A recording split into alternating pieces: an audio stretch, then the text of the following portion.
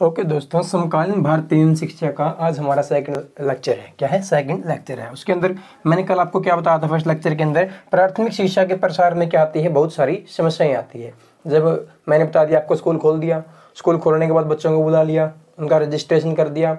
Registration करने के बाद क्या है, उनको टिका के रखना मुश्किल होता है। उसके अंदर मैंने आपको क्या बताई थी, और भी ज़्यादा समस्याएं बताई। जनसंख्या की जो वृद्धि है, उसकी जनसंख्या के अंदर क्या, जो प्रसार के अंदर क्या है, बहुत ज़्यादा समस्याएं वो पैदा करती है। आज वाली समस्या क्या है हमारी, अभिभावकों का असहयोग। अभिभावक क्या होते हैं, जो हमारे पेरेंट्स होते हैं उनको बोलते हैं अभिभावक, पेरेंट्स बोलते हैं। कहने का मतलब है गार्जियन जो होते हैं, गार्जियन का मतलब है जो अपने बच्चों की देखभाल करते हैं, जो क्या करते हैं, अपने बच्चों को देखभाल करते हैं। किसी के माता पिता को क्या बोलते हैं, गार्जियन बोलते हैं, अभिभावक बोलते हैं। क्या पढ़ना है, अभिभावकों का असहयोग, non cooperation of the parents and the guardian.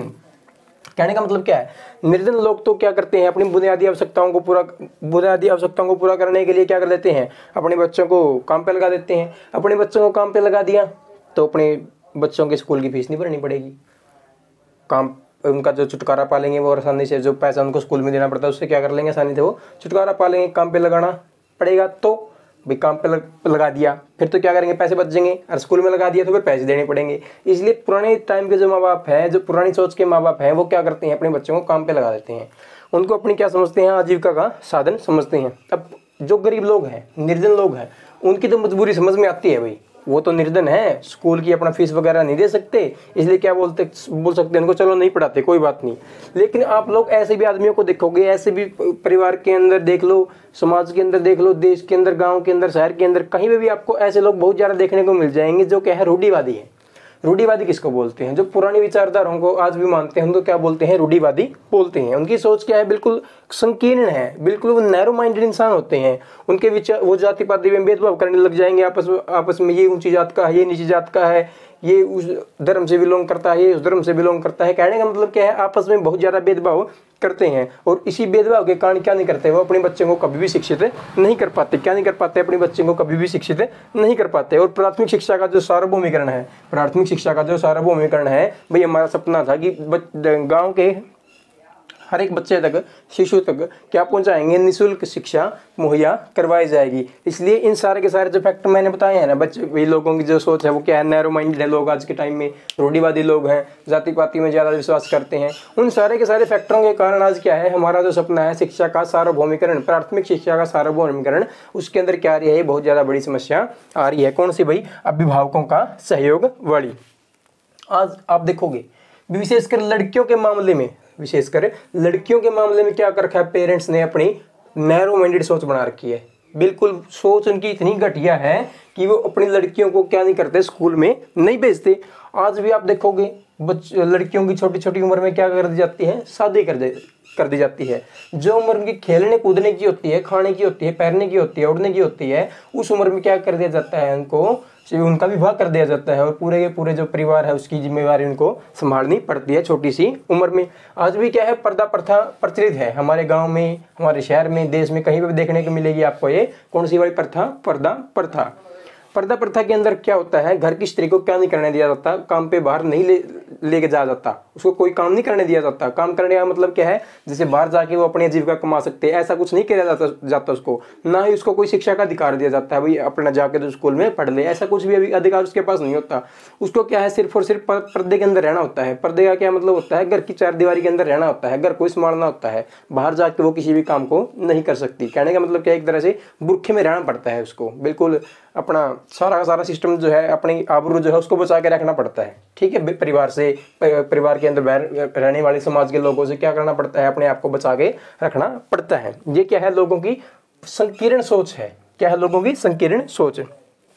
आज भी लड़कियों को क्या नहीं भेजा जाता भाई, स्कूल नहीं भेजा जाता। प्राथमिक शिक्षा पहले ही निकाल लेते हैं, प्राथमिक शिक्षा भी लड़कियों को स्कूल में भेजने लग गए।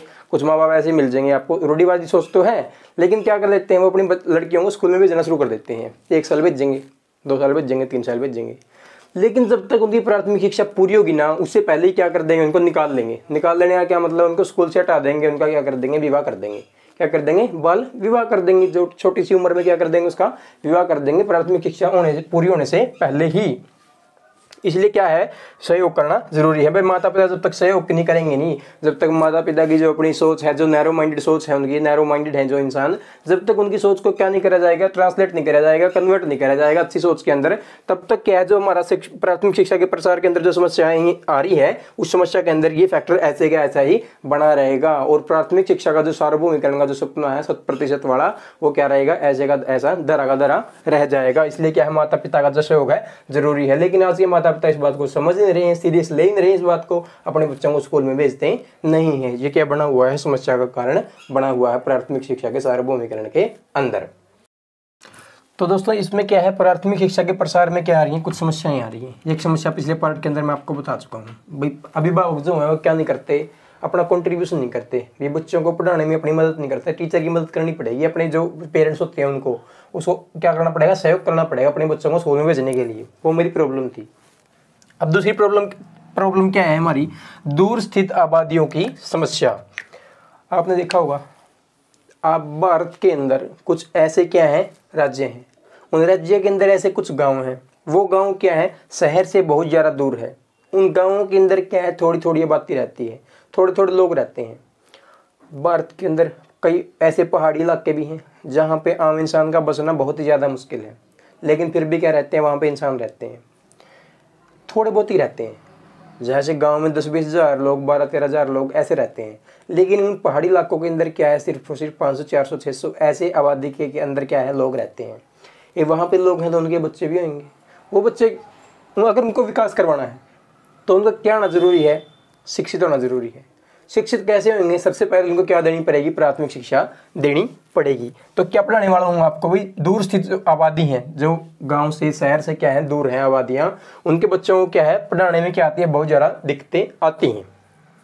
भारत में बहुत ज़्यादा छोटी छोटी आबादी है जो कि क्या है दूर राज्यों के इलाकों में स्थित है, और इसलिए क्या नहीं कर सकती, वो अपना विकास नहीं कर सकती पढ़ाई के बिना। इनका विकास नहीं हुआ है। विकास कैसे होगा, क्योंकि शहर से दूर है। शहर से दूर है तो पानी वगैरह की सुविधा इतनी ज़्यादा नहीं होगी, पानी इनको डायरेक्ट नदी से पीना पड़ेगा। खाने पीने का साधन जो है सीधा का सीधा क्या करना पड़ेगा, पेड़ों से तोड़ के नहीं, और सीधा का सीधा क्या करना पड़ेगा, उसको बिना धो ही ऐसे खा लेते हैं वो, क्योंकि शिक्षा का अभाव है। शिक्षा का अभाव है, इसलिए उनको ये नहीं पता भी जो पेस्टिसाइड वगैरह होते हैं, इंसेक्टिसाइड वगैरह होते हैं, कीटनाशक पीड़कनाशक, उनका कैसे यूज किया जाता है, कितनी अमाउंट के अंदर यूज किया जाता है, हाइजीन वगैरह का कोई ध्यान नहीं रखते हो। इस सारा का सारा क्या होता है, शिक्षा के विकास के बिना ही होता है। उनको पैरने का पता नहीं, खाने का पता नहीं, पहना हुआ कुछ बिल्कुल अलग टाइप का होगा उनका, देख लेंगे तो रहा नहीं जाए, बिल्कुल ऐसी हालत होती है उनकी। ऐसी ऐसी 72 से 72 हालत के अंदर वो लोग रहते हैं, कीचड़ के अंदर, मिट्टी के अंदर ऐसे खेलते फिर जाते हैं वो सारे के सारे।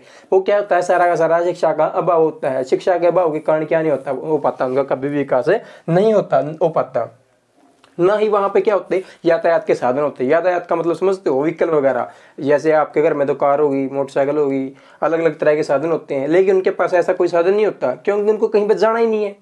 क्योंकि उनको कहीं पे जाना ही नहीं है तो सड़कों वगैरह का यूज वो करेंगे नहीं। क्यों नहीं करेंगे, क्योंकि उनके पास कोई साधन नहीं है। इसलिए क्या है, इस तरह की जो आबादी है जहाँ पे ये सारी की सारी चीज़ें नहीं होती, शिक्षा नहीं होती। मेन तो क्या है, शिक्षा है। अगर शिक्षा नहीं होगी तो इनमें से आपको कुछ भी देखने को नहीं मिलेगा। ना तो वहाँ पे खाने पीने के इतने साधन मिलेंगे, ना स्कूल मिलेंगे, ना अस्पताल मिलेंगे, ना कॉलेज मिलेंगे, ना और भी तरह की कोई जो फैसिलिटी होती है, पोस्ट ऑफिस वगैरह की जो फैसिलिटी होती है, एक जगह दूसरी जगह पे कोई सामान भेजना है, लिख के भेजना है, ना वो किसी की भाषा को समझ सकते हैं आसानी से, ना वो किसी लिखी हुई चीज़ को पढ़ सकते हैं। ये सारा का सारा क्या होता है, शिक्षा का अभाव होता है। जिस दिन छोटी छोटी आबादियों के बच्चों को क्या नहीं करवा पाएंगे, हम शिक्षा नहीं दे पाएंगे।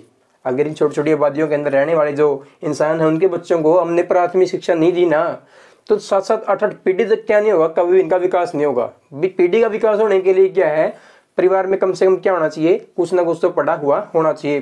कम से कम प्राथमिक शिक्षा तो उन बच्चों, उनके पेरेंट्स के पास होनी चाहिए। प्राथमिक शिक्षा के बिना क्या है, हम आगे नहीं बढ़ सकते, तरक्की नहीं कर सकते। शिक्षा का अभाव होता है जो इंसान को आगे बढ़ने से रोकता है। इनकी प्राथमिक शिक्षा की इन बच्चों को भी इतनी ज़्यादा जरूरत होती है प्राथमिक शिक्षा की, जितना कि किसी विकसित क्षेत्र के लोगों को। भाई शहर के अंदर कोई बच्चा है और गांव के अंदर कोई बच्चा है, वो गांव के अंदर इतनी ज़्यादा दूर है कि शहर से और गांव के बीच में बहुत ज़्यादा डिस्टेंस है। आप ये मान के चलो, यहाँ पे तो शहर है, यहाँ पे गाँव है। ये गाँव कौन से बड़ा है, जो क्या है शहर से बहुत ज़्यादा दूर है। यहाँ पे इन दोनों के बीच में डिस्टेंस है 500 किलोमीटर की। इसी एरिया के अंदर मान लीजिए पड़ता है। इस शहर के अंदर तो आपको स्कूल भी मिलेंगे, कॉलेज भी मिलेंगे, अस्पताल भी मिलेंगे, पोस्ट ऑफिस भी मिलेगा, और तरह की जितनी एसटीडी है, एसपीजी है, पीसीओ है, सारी तरह की क्या मिलेंगे आपको इसके अंदर सुविधा मिलने वाली है।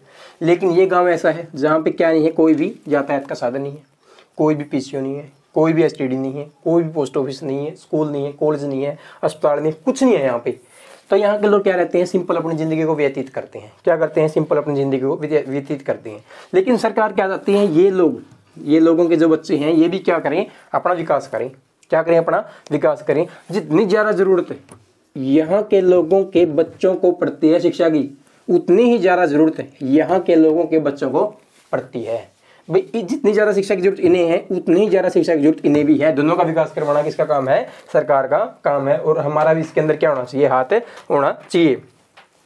अगर इनको शिक्षित ही नहीं करेंगे ना, तो हमारा सार्वभौमिक प्राथमिक शिक्षा को सार्वभौमिकरण करने का जो सपना है वो कैसा रह जाएगा, दोबारा से हमारा धरा का धरा रह जाएगा। ये क्या है, हमारी समस्या है भाई, दूर स्थित आबादियों की। क्या है, दूर स्थित आबादियों की समस्या है। तो अब क्या पढ़ने वाले हैं, प्राथमिक शिक्षा के प्रसार के अंदर जो समस्याएं चल रही हैं हमारी, इसके अंदर नेक्स्ट समस्या क्या है हमारी, पिछड़ी हुई अनुसूचित जनजातियां। कहने का मतलब बैकवर्ड एंड शेड्यूल कास्ट। भाई बीसी बोलते हैं, backward caste BC, backward caste SC, schedule caste. ये अलग अलग तरह की क्या होती हैं, कास्टों के नाम होते हैं। पुराने टाइम में आपने देखा होगा भाई, जो शेड्यूल कास्ट के जिनको हम आज एससी बोलते हैं, बीसी बोलते हैं, उनको पुराने टाइम में क्या नहीं करने दिया जाता था, किसी ऊंची जाति के घर में पानी नहीं दिया जाता था, पानी भरने नहीं दिया जाता था, उनको अपने पास बैठाया नहीं जाता था, उनको अपने साथ खिलाया नहीं जाता था, उनको अपने घर में आने नहीं दिया जाता था। जिसका एग्जाम्पल आपको पता होगा, डॉक्टर भीमराव अंबेडकर। उन्होंने हमारा संविधान लिखा और जो सारी छुआछूत की प्रथा वगैरह उनको खत्म कर दिया। उनको क्या मानते थे, पुराने टाइम में अछूत माना जाता था। डॉक्टर भीमराव अंबेडकर को पुराने टाइम में क्या माना जाता था, जब तक वे उन्होंने हमारा संविधान लिखा था, जब वो बचपन में थे, उनको क्या माना जाता था, अछूत माना जाता था। उनको क्या माना जाता था, अछूत। अछूत किसके बोलते हैं, जो हिंदू धर्म के लोग होते हैं, जो हिंदू धर्म के लोग होते हैं, वो छोटी जात के लोगों को क्या बोलते हैं, अछूत बोलते हैं। अपने पास में उनको नहीं बिठाते, कोई भी इनको जो साधन है मुहैया नहीं करवाते, हर तरह से इनको क्या जाता है, दुत्कारा जाता है। ये वो अनुसूचित जनजातियां होती है जिनको क्या माना जाता है, अछूत माना जाता है। इनका बहुत ज़्यादा पुराने टाइम में क्या हुआ है, शोषण हुआ है। शोषण करते हैं भाई इनको थोड़े से पैसे दे देंगे और बहुत ज़्यादा सूद लेंगे उनसे, बहुत ज़्यादा ब्याज लेंगे, पूरी की पूरी उनसे वो ब्याज दिया नहीं जाएगा, वो मूल तो ऐसा कैसा ही रहना था। तो पूरी की पूरी उम्र क्या रहना पड़ता है, उनको किसी के दबाव में ही रहना पड़ता है। ऐसे ही क्या चली जाती है उनकी पूरी की पूरी उम्र जो है बीत जाती है। इनका स्तर क्या होता है, निम्न होता है। पुराने टाइम की बात कर रहा हूँ मैं। पुराने टाइम में ये लोग क्या थे, अछूत थे। इनके पास ना तो साधन थे, पहनने का साधन नहीं था, खाने का साधन नहीं था, बैठने का साधन नहीं था। कहने का मतलब क्या, शोषण, ऊंची जात के लोग इनका बहुत ज़्यादा शोषण करते थे। और करने के कारण क्या है, इन लोगों का स्तर इतना निम्न हो गया कि लोग क्या करने लग गए, इनको अछूत मानने लग गए। क्या लग गए, इनको अछूत मानने लग गए। भैया इनके मन में ये बात घर कर गई, क्या बात कर गई, शिक्षित करने में कोई रुचि नहीं रखेगी। भी शिक्षित, हम अपने बच्चों को शिक्षित करेंगे नहीं, तुम हमको शिक्षित करने नहीं दे रहे, हम शिक्षित करेंगे भी नहीं। अब भी शिक्षित नहीं करने का क्या मतलब है, इनके पास ना तो पैसे, पुराने टाइम में तो शिक्षा मुफ्त नहीं थी, आज के टाइम में तो मुफ्त है, लेकिन पुराने टाइम में क्या थी, मुफ्त नहीं थी। तो क्या किया जाया करता, जो अपनी शिक्षा है उसको लेने के लिए पैसे वगैरह देने पड़ते थे। पैसे वगैरह इन लोगों के पास इतने ज़्यादा होते नहीं थे, तो इन्होंने भी क्या कर दी, अपनी रुचि छोड़ दी। भाई हम अपने बच्चों को क्या नहीं करेंगे, पढ़ाएंगे नहीं। इन्होंने क्या कर दिया, निर्धनता को स्वीकार कर लिया। निर्धनता, भाई हम गरीब हैं, मान लिया हमने, हम नहीं पढ़ाएंगे अपने बच्चों को। इन्होंने क्या कर लिया, इस बात को मान लिया। निम्न सत्र को मान लिया, हमारा सत्र क्या है, निम्न है, हमारे पास कुछ नहीं है साधन, इसलिए क्या करेंगे, अपने बच्चों को कभी भी पढ़ाएंगे नहीं। इनको अपने साथ काम पे लेके जाएंगे और कुछ ना कुछ इनसे आजीविका का साधन प्राप्त करेंगे। इनको अपने साथ काम में लगाएंगे और अपनी जो बेसिक नीड है, जो मतलब आवश्यकताएं वगैरह हैं, उनको पूरी करने में इनको भागीदार बनाएंगे। इसे क्या नहीं समझते हैं शिक्षा को, मतलब पुराने टाइम की बात कर रहा हूँ मैं दोबारा से। भाई क्या नहीं समझते थे, अपने को शिक्षा जो प्राप्त करना है उसको आवश्यक नहीं समझते थे। ये क्या समझते थे, भाई जो शिक्षा है वो उच्च जातियों के लोगों के लिए है, जो ऊंची जाति में पैदा हुए लोग हैं उनके लिए ही क्या है, सिर्फ शिक्षा का अधिकार है, हमारे लिए शिक्षा का कोई अधिकार नहीं है। इसलिए क्या है, डॉक्टर भीमराव अम्बेडकर ने क्या किया, इस सिस्टम को बदलने के लिए बहुत सारे प्रयास किए और अंततः उन्होंने संविधान लिख दिया। और संविधान लिख के उन्होंने SC-BC के लिए अलग से क्या करे हैं, आरक्षण वगैरह बनाए हैं, अलग तरह से क्या दिया, उनको छूट दी है, जिसके कारण क्या हो सके, उनका जो निम्न स्तर की जो जातियां होती हैं SC-BC, उनका क्या हो सके, अच्छी तरह से विकास है उसके। इसलिए प्राथमिक शिक्षा के अभाव में बाधा है। भाई जब तक लोगों की यही सोच रहेगी, SC-BC के लोग जब तक नहीं पढ़ेंगे और जो जातियों के लोग होते हैं वो अपने आप को ऐसे समझेंगे भी ये हमारे लिए तो शिक्षा है ही नहीं, हमारा तो स्वतंत्र मन है, हम तो पढ़ेंगे ही नहीं, हम तो अपना काम पे जाएंगे और आजीविका का साधन कमाएंगे। जब तक लोगों की ये संकीर्ण सोच रहेगी, संकीर्ण मानसिकता रहेगी, नैरो माइंडेड लोग जब तक इसमें रहेंगे तो क्या नहीं हो सकता, कभी भी देश का विकास नहीं हो सकता। देश का विकास नहीं हो सकता कहने का मतलब क्या है, वो निम्न स्तर का ही रहने वाला है। तो ये क्या है, पिछड़ी हुई जातियां जो होती हैं, जनजातियां जो होती हैं, ये क्या होती है भाई, बाधा बनी हुई है। क्या करी हुई है, ये बाधा बनी हुई है किसके विकास में, जो हमारा प्राथमिक शिक्षा का सार्वभौमिकरण नाम का जो हमारा अभियान है उसके अंदर बाधा बनी हुई है और वो सपना अधूरा है। तो नेक्स्ट जो हमारा टॉपिक है वो क्या है भाई, वर्तमान शिक्षा क्या होनी, अनुपयोगी शिक्षा क्या है। वर्तमान के अंदर जो हमारी शिक्षा है वो क्या है, अनुपयोगी शिक्षा है, जो कि क्या बनी हुई है, प्राथमिक शिक्षा के प्रसार के अंदर समस्या बनी हुई है। क्या फैक्टर बताया मैंने, अनुपयोगी शिक्षा। कहने का मतलब क्या है, यूजलेस एजुकेशन। आज जो स्कूलों के अंदर, कॉलेज के अंदर, महाविद्यालय के अंदर, विद्यालय के अंदर जो शिक्षा दी जा रही है वो शिक्षा क्या है, निरर्थक है, उसका कोई मतलब नहीं है, वो कहीं पे भी काम नहीं आने वाली। काम तो आ सकती है अगर कोई इसको ग्रहण करने वाला हो, अगर कोई उसको अच्छी तरह से बताने वाला हो। अब मान लिया मैं कोई साइंस का स्टूडेंट है, अब साइंस के अंदर क्या करे जाए, वो सिर्फ और सिर्फ रट्टा करे जाए, रट्टा सारी चीज़ को याद करे जाए, तो उसका कोई फायदा नहीं है, नंबर तो ले आएगा एग्जाम में वो। क्या उन सारी की सारी जो प्रैक्टिकल चीज़ें थी, साइंस के अंदर सारा सिस्टम क्या होता है, प्रैक्टिकल होता है। जब उस प्रैक्टिकल नॉलेज, जब वो प्रैक्टिकल नॉलेज के पास है ही नहीं तो साइंस लेने का फायदा क्या हुआ। वो सारी साइंस को क्या करेगा, रट्टा मार के, रट्टाफिकेशन से क्या कर लेगा, याद कर लेगा, परीक्षा में अच्छे नंबर ले आएगा। तो क्या वो बेरोजगार ही रहेगा भाई। आगे उसको अगर क्या करनी है, सफलता पानी है ना, किसी एग्जाम को क्लियर करना है, कहीं पे जॉब पानी है, तो उसके पास क्या होना जरूरी है, प्रैक्टिकल नॉलेज का होना जरूरी है। और प्रैक्टिकल नॉलेज वो पहले नहीं लेता, वो सारी की सारी क्या कर देता है, रट्टाफिकेशन से सब कुछ सारा का सारा सिस्टम क्या करे जाएगा, याद करे जाएगा और अपना जाके एग्जाम में लिख देगा। और बाद में बोलेंगे बेरोजगार हो गए। बेरोजगार तो होना ही है, पर क्या तुम्हारे पास प्रैक्टिकल नॉलेज है भाई। प्रैक्टिकल नॉलेज जब तक नहीं होगी ना किसी बंदे के पास, उसका सफल होना क्या है, न के बराबर होता है। इसलिए क्या होनी चाहिए, प्रैक्टिकल नॉलेज जो है हमारे पास होनी चाहिए। आज की शिक्षा के अंदर ऐसा कुछ नहीं है, ना ही तो शिक्षक ऐसे हैं जो प्रैक्टिकल नॉलेज दे पाए, और ना ही बच्चे ऐसे हैं जो प्रैक्टिकल नॉलेज को गेन कर पाए, ले पाए। इसलिए क्या है, माता पिता भी इस बात को जरूरी नहीं समझते। अब माता पिता को पता है अभी स्कूलों के अंदर क्या हो रहा है, विश्वविद्यालय के अंदर, महाविश्वविद्यालय के अंदर क्या हो रहा है, कुछ हो ही नहीं रहा है, कुछ पढ़ा ही नहीं रहे हैं, अच्छी तरह से नहीं पढ़ा रहे हैं, प्रैक्टिकल नॉलेज बच्चे को दे ही नहीं रहे हैं। आते हैं, खाते हैं, टाइम पास करके चले जाते हैं। बच्चा भी वैसे ही करता है, जाता है, आता है, टाइम पास करके चला जाता है, कुछ नहीं करता वो। इसलिए माता पिता इन चीज़ों की तरफ ध्यान नहीं देते और अपने बच्चे को क्या रखना शुरू कर देते हैं, अनएजुकेटेड। कहने का मतलब क्या है, अपने बच्चे को निरर्थक शिक्षा देने में वो समझते नहीं है भी कुछ हमारा फायदा है। वो अपने बच्चे को स्कूल में भेजने ही क्या कर देते हैं, मना ही कर देते हैं। माता पिता अनुपयोगी शिक्षा की बजाय क्या करना पसंद करते हैं, अपने बच्चे को निरक्षर यानी कि अनएजुकेटेड रखना ही पसंद करते हैं। क्योंकि उनको क्या नहीं पसंद आती, जो ये शिक्षा का राग है, जो शिक्षा का बिल्कुल दिखावा है, उसका राग जो उनको पसंद भाता ही नहीं है, पसंद आता ही नहीं है। इसके बाद हमारा क्या फैक्टर है, नेक्स्ट दोषपूर्ण मूल्यांकन। क्या है, दोषपूर्ण मूल्यांकन। मूल्यांकन का क्या मतलब है, इवैल्यूएशन करना, डिफेक्टिव इवैल्यूएशन, डिफेक्टिव इवैल्यूएशन। जैसे टीचर है, अपने क्लास के अंदर बच्चों को पढ़ा रहा है, वो क्या कर देता है, इनका इवैल्यूएशन करता है। इवैल्यूएशन करने का मतलब क्या है, आकलन करता है, अभी कौन बच्चा कितना पानी में है, कौन बच्चा कितना पढ़ रहा है, किस बच्चे को कितना समझ में आता है, उस बच्चे को कितनी जरूरत है पढ़ने की और ज़्यादा, मेरे को कितनी ज़्यादा और पढ़ाने की जरूरत है। इस सारा का सारा सिस्टम को क्या बोलते हैं, आकलन करना, मूल्यांकन करना बोलते हैं। लेकिन आज के टाइम में जो ये पद्धति है, कौन से वाली, मूल्यांकन करने वाली है, क्या हो चुकी है, बिल्कुल डिफेक्टिव हो चुकी है भाई। मूल्यांकन करना ही नहीं आता। मूल्यांकन होता क्या है, आज वाले टीचर को पता ही नहीं है। पुराने टाइम में जो टीचर होते थे उनको सारा का सारा ज्ञान होता था। वो क्या करते थे, अपने बच्चे का मतलब जो स्टूडेंट था अच्छी तरह से क्या करते थे, उसका मूल्यांकन करते थे और बच्चे को क्या दिया जाता था, बढ़ावा दिया जाता था। इनके प्राथमिक स्कूलों में प्रचलित दोषपूर्ण मूल्यांकन के कारण भी शिक्षा जारी रखना जरूरी नहीं समझते। प्राथमिक शिक्षा के अंदर जो प्रचलित है हमारी दोषपूर्ण मूल्यांकन प्रणाली, उसके अंदर क्या नहीं करते, अपने जो पेरेंट्स होते हैं वो अपने बच्चों को भेजना पसंद ही नहीं करते, क्योंकि उनको पता है वहाँ पे बच्चों को किया जाता है डिमोटिवेट। भाई थोड़ा सा अगर बच्चा काम नहीं करके लेके आना उसको पिटेंगे, मारेंगे, उसकी दोषपूर्ण मूल्यांकन के आधार पर उसको क्या करेंगे, बिल्कुल भला बुरा बताया जाएगा। उस कहने का मतलब क्या है, उसको मोटिवेट नहीं किया जाएगा। भाई पता है गलती होगी बच्चे से, तो उसको क्या किया जा सकता है, मोटिवेट करके उसकी गलती को सुधारा भी जा सकता है। लेकिन नहीं, उसको क्या करना है, डिमोटिवेट करना है। ये क्या मतलब हुआ? अगर ऐसा ही चलता रहा तो एक टाइम ऐसा आ जाएगा अभी कोई भी पेरेंट्स अपने बच्चे को क्या नहीं भेजेगा, कभी भी स्कूल में भेजेगा नहीं। इनके प्राथमिक शिक्षा से क्या करना पसंद करेगा, वो वंचित रखना ही उसको पसंद करेगा।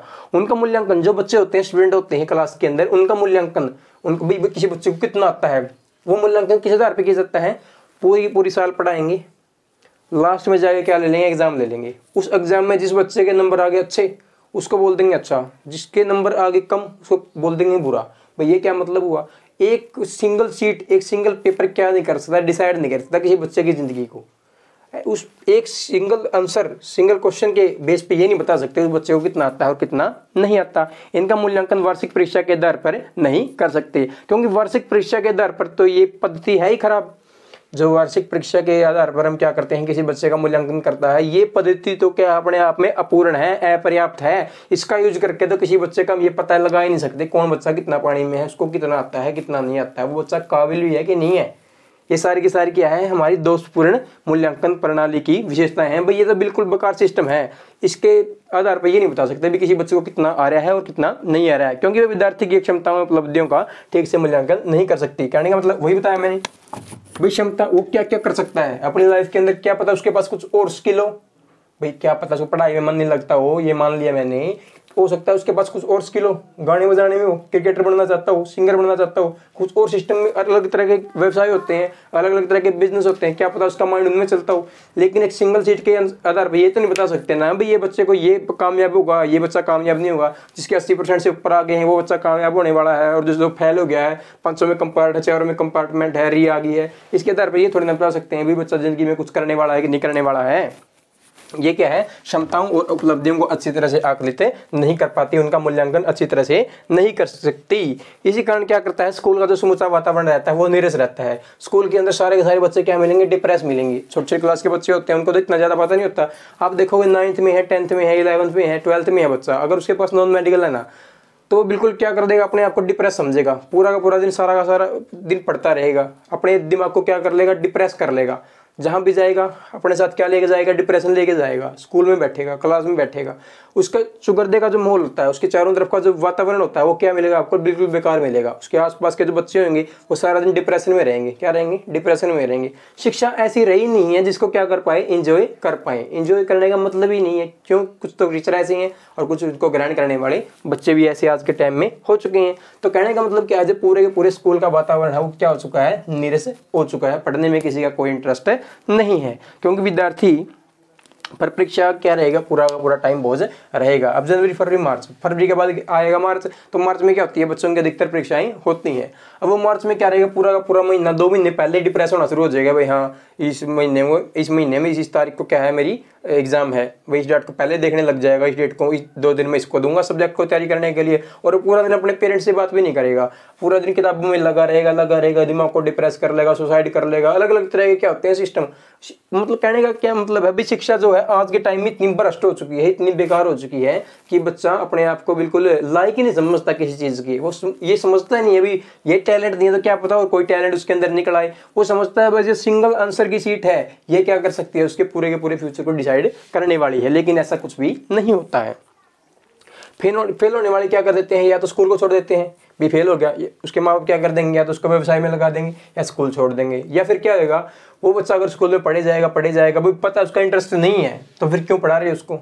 वैसे तो पढ़ना क्या है, नेसेसरी है। अगर वो नहीं चाहता तो क्या पता कुछ और काम में उसका स्किल हो, उस काम में नहीं लगाते। लेकिन पेरेंट्स क्या रहते हैं, उसको उसी क्लास में उसी स्कूल में भेजते रहते हैं, और वो बच्चा क्या करता है, और विद्यार्थियों के फ्यूचर को खराब करता है, और टीचर के लिए क्या बना रहता है, समस्या का विषय बना रहता है। एक तो क्या था हमारा दोषपूर्ण मूल्यांकन प्रणाली, जो क्या बनी हुई है, प्राथमिक शिक्षा के प्रसार के अंदर समस्या बनी हुई है। इसके बाद बड़ा टॉक करेंगे नेक्स्ट पार्ट के अंदर।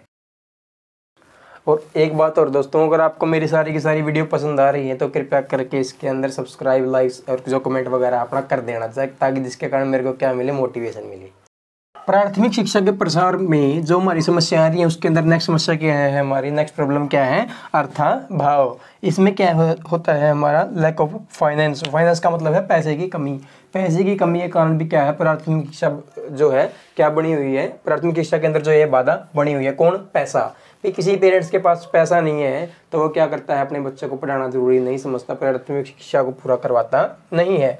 अर्थाभाव के कारण भी प्राथमिक शिक्षा का प्रसार नहीं हो पाया है। जिस पेरेंट्स के पास क्या है, पैसे की कमी है, वो पैसे के अभाव में अपने बच्चों को नहीं पढ़ाता है, और शिक्षा का जो प्रसार है, प्राथमिक शिक्षा का जो प्रसार है, वो आज भी नहीं हो पाया है। अधिकांश जो धन शिक्षा के लिए निश्चित किया जाता है ना, जो धन क्या है निश्चित किया जाता है, बच्चों को शिक्षा दिलवानी है, उसके लिए शुरू में क्या कर लेते हैं, बच्चे के पेरेंट्स जो होते हैं वो पैसा इकट्ठा कर लेते हैं। उस पैसे का मैक्सिमम हिस्सा माध्यमिक शिक्षा और उच्च स्तर की शिक्षा के अंदर लगा दिया जाता है, और प्राथमिक शिक्षा के लिए कोई भी पैसा नहीं बचता है। मान लिया ये क्या है, कोई बच्चा है, इस बच्चे के जो पेरेंट्स हैं इनके पास क्या है, 100 रुपये है।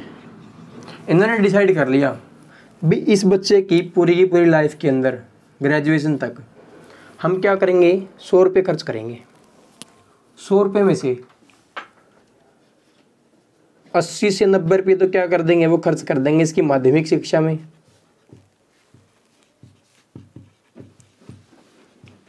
और उच्च स्तर की शिक्षा में, उच्च स्तरीय जिसको आप ग्रेजुएशन वगैरह बोलते हैं, ग्रेजुएशन होगी, पोस्ट ग्रेजुएशन होगी, उसके अंदर इसके पैसे को लगा देते हैं।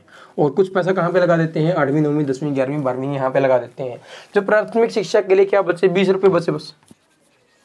वो 20 रुपये क्या है, प्राथमिक शिक्षा के लिए बहुत ही ज़्यादा कम है। इसलिए क्या है, प्राथमिक शिक्षा के अंदर जो ये पैसा कम है, ये क्या करता है, प्राथमिक शिक्षा को आगे बढ़ने नहीं देता। प्राथमिक, जब किसी बच्चे का बेस ही कमजोर होगा तो बड़ी क्लास में जाके क्या करेगा, वो उसका क्या होना है, बेस जो होना जरूरी है। तो आगे पढ़ने के लिए, उच्च स्तर में जाने, उच्च स्तरीय शिक्षा प्राप्त करने के लिए, विद्यालय में जाने के लिए उसकी जो प्राथमिक शिक्षा है वो क्या होनी चाहिए, बहुत ज़्यादा बेहतर होनी चाहिए। अगर वो शिक्षा उसकी बेहतर है तो वो क्या कर सकता है, आसानी से आगे जाके ग्रो कर सकता है। तो ये क्या था, अर्थाभाव था भाई, लैक ऑफ फाइनेंस था, जो क्या बनी हुई है, प्राथमिक शिक्षा के प्रसार के अंदर समस्या बनी हुई है।